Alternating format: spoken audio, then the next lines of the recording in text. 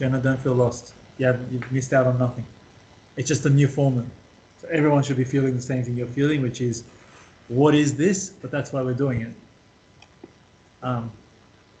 All of you 11, all of you 12. Yeah, you'll be using the quadratic formula.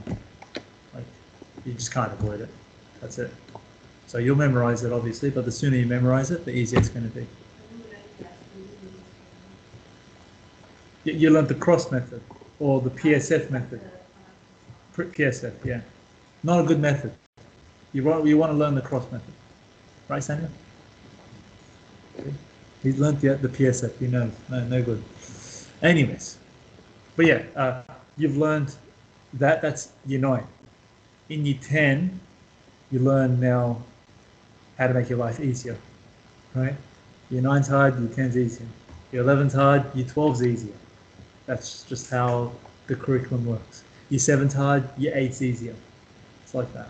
Each stage is 2 years. The first year of a stage is hard. The second year of a stage is easier. Let's go. Let's do question 9. Let's do question 9. Oh, I'll just make a quick point. We said this last week. It has to equal to 0. Has to equal to 0. So like you see these ones down here. No, you can't do that. What do you think I'm going to say to do with the 2x? Bring it over. It'll look like this. Now you can use the quadratic formula to solve. So, all right, but let's do question 9 anyways. Again, what does A, B, and C equal to in this case? A is 3, B is, good job, thank you for not saying 4. C is 1. Do you want to tell me what the quadratic formula is one more time?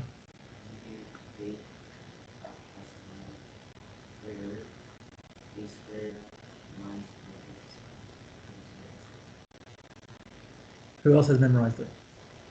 Tiger, you think you're close? Yeah, it's got to be memorized. Good, we've got 2. Jenna, you think you memorized it yet? Not yet? Say it, just say it once. Looking at it? Yeah, looking at it. X equals minus b plus minus square b squared minus 4ac over Minus b plus minus square root b squared minus 4ac over. Try one more time, just look at me now. Minus b.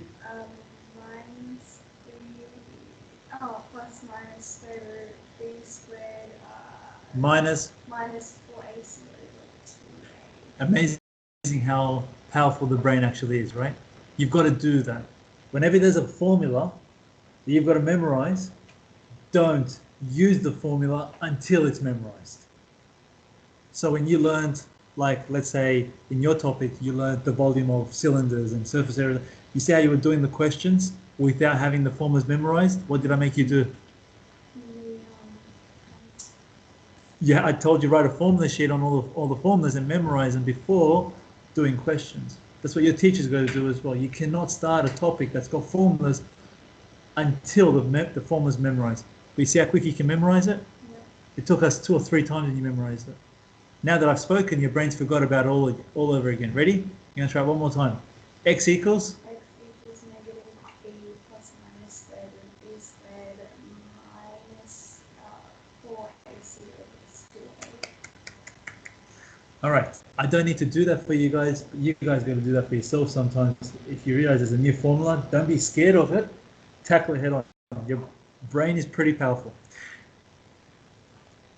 Next line, equals. All right, negative b, but it's already a negative 4. So what am I going to write? Positive 4 plus minus square root.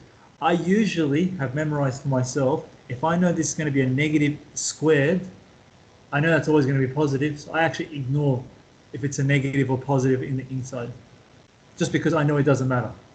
Do you guys understand that? Yeah. So I'm just going to write 4 squared for now. Minus 4 times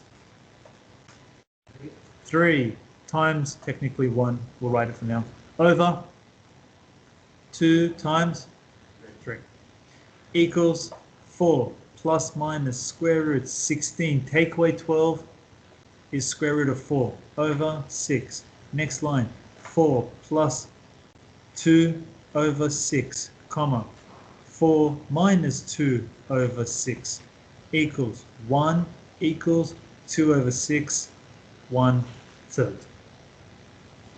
We're done. Wait, I see some confused faces. What's wrong? Too fast? 4 plus, what's the square root of 4? 2. 4 plus 2 over 6. 4 minus 2 over 6. Maybe that was my fault. Maybe I went too fast. Sorry. I should have probably written square root of 4 there. Too fast. All good. You feel like you can do that? Let me just show you what the other ones are, like these part 2, part 3s. Part 2, exactly the same, except what's going to happen? The inside is not going to look good. So this is going to be square root of 37, which is going to end up to become a decimal. It's just not going to be nice. That's fine. Just plug it all into your calculator, even easier. These ones, I tell you, do not leave them in decimal. Keep them in exact form. So that means where it says root 24, you have to simplify using surds. Have we done surds in our class? I think it's only been on the Saturday class. I don't think you guys have done surds. So we're just going to leave them as root 24s. We can't simplify just yet until next year. That's meant to be my next topic. So you guys are up to surds, which would be our first topic next year. Anyways, so exactly the same thing. So we're going to do this. But look at what's happened. What does A equal to in the first one? It's not in order. So you've got to rearrange. And what I did is I brought everything to the right-hand side. So it became positive x squared, positive 2x, take away 5. And then A is 1, B is 2, C is negative 5. If you wanted to use it like this, A is negative 1, B is negative 2, C would be 5. And that would also give you the same answer. So just be careful with that. Order matters. So it's A, B, C. Okay. Oh, and if you get no answers, like if you get math error in your calculator, it's actually right. That just means there's no solution. You just got to write no answer. No answer is an answer. I have to say it like that because everybody believes when they get into their exam, they're going to get a math error. They go, it didn't work out, because most of your questions will usually work out. Your textbooks and whatever. But they don't have to work out. So if you ever get if you trust your math and everything's worked out, no solution is a solution. When just continue in the alphabet. Thank you. No solution is a solution. So let's do one of these and I'll get you guys going. Let's do question 10. This is from exercise 6. Question 10. 5x squared plus 6x equals 3. What's the first thing I've got to do? Bring the 3 over. 5x squared plus 6x, take away 3 equals 0. I think it's good just to write what your A, B, and C is. It's a bit easier to identify. So what does A equal to? B and C. 5, 6, negative 3. What does x equal to? Go ahead. What? I think write it.